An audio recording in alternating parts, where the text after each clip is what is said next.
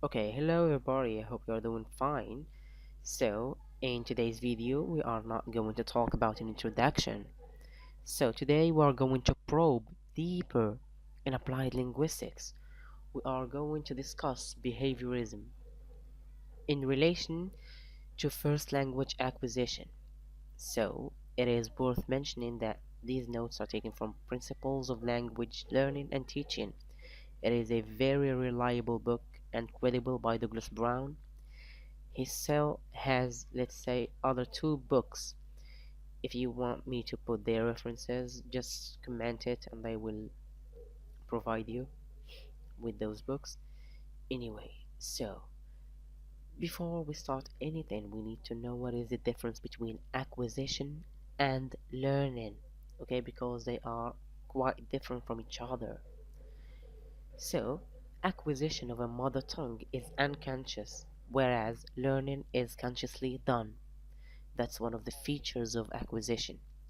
We acquire language without knowing. We just acquire it that naturally. But when we learn, we put some cognitive efforts in that learning. We know that we are learning. Okay?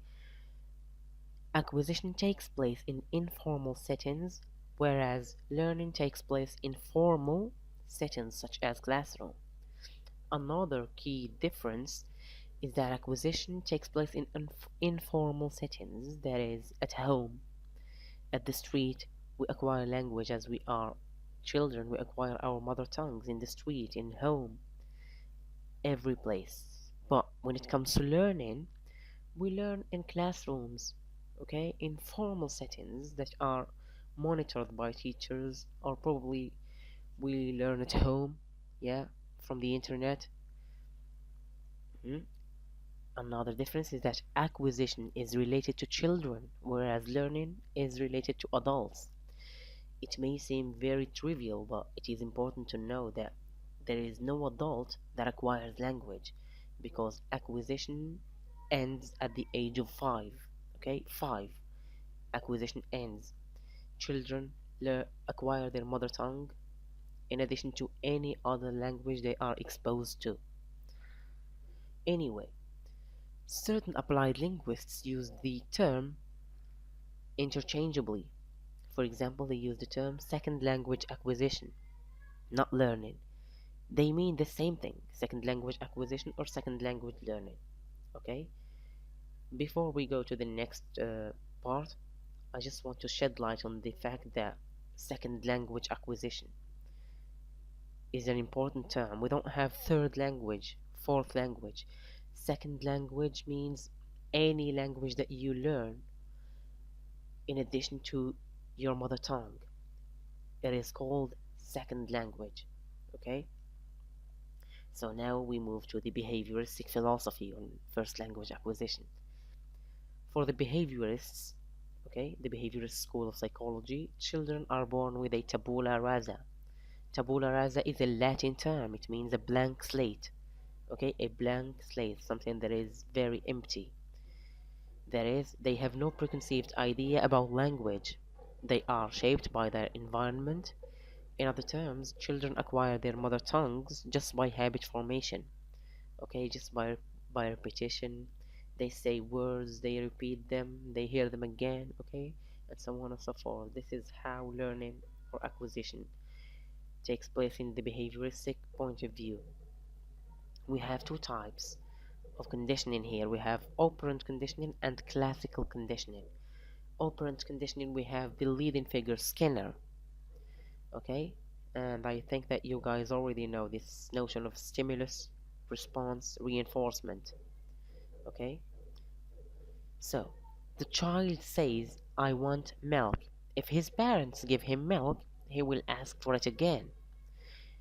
Okay, so let's consider this as a positive reinforcement when they give him milk. So he will repeat this particular behavior. But if they punish him, he or she will never repeat that sentence again. Okay, here we need to note that reinforcement here is punishing, so the behavior will decrease, will decline. Okay, the emphasis is on the reinforcement itself more than the stimulus. The reinforcement is more important. If it is rewarding, it will become a habit.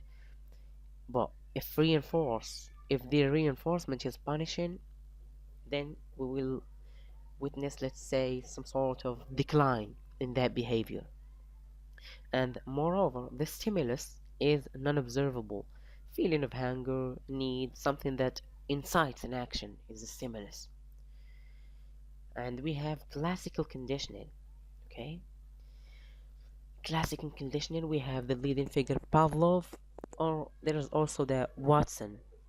Anyway, Pavlov is very well known for his experiments on dogs. Okay, this is his very well known experiment. We have the stimulus, which is food. We have response, which is saliva or saliva. You can pronounce it either way. Anyway, I'm gonna use saliva because it's easy. Saliva. So normally that's what should happen. The stimulus is food and the response is saliva. So when the dog looks at food, he salivates. That's normal. But Watson, he added a ring of a bell. He added that. Then we have an association of two stimuli. Okay, stimuli is the plural form of stimulus. So we have an association. Remember, an association of two stimuli. Now we have the ring of a bell plus food. Okay, so this experiment, let's say that it changed the behavior of the dog. So when the dog hears the bell, he immediately salivates. Okay, and the food, which was a stimulus, it turned out to be a reinforcement. So when the dog hears the bell, then he salivates, and Pavlov gave him food, which is a positive reinforcement. So whenever the dog heard this ring of a bell, he salivated. But here, as we mentioned before, the emphasis is on the reinforcement. So if you don't give the dog food, he will no longer salivate when he hears the ring of a bell.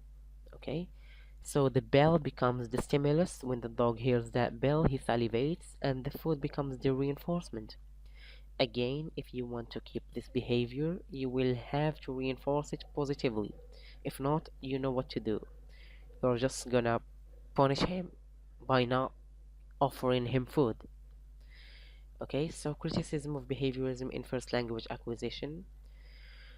If we consider that human beings acquire their mother tongue by habit formation, repetition, stimulus response, and reinforcement, we will end up speaking the same version of language. Okay, we will all, as human beings, speak the same version of language. There will be no differences in terms of speaking. But that's not the case. Unfortunately, that's not the case.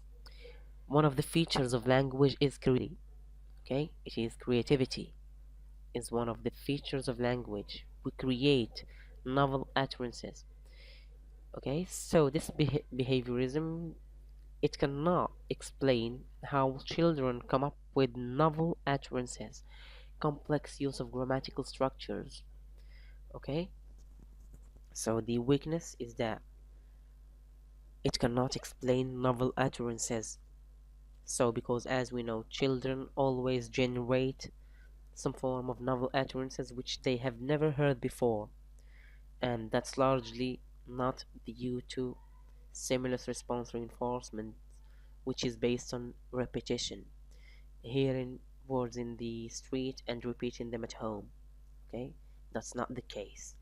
Anyway, innateness, on the other hand, or nativism, can explain this. So guys, please share, subscribe, and like the video if you like it, and stick around for the next video. It's going to tackle the issue of innateness, which is, let's say, kind of a reaction against behaviorism. And see you then. Thank you so much for watching.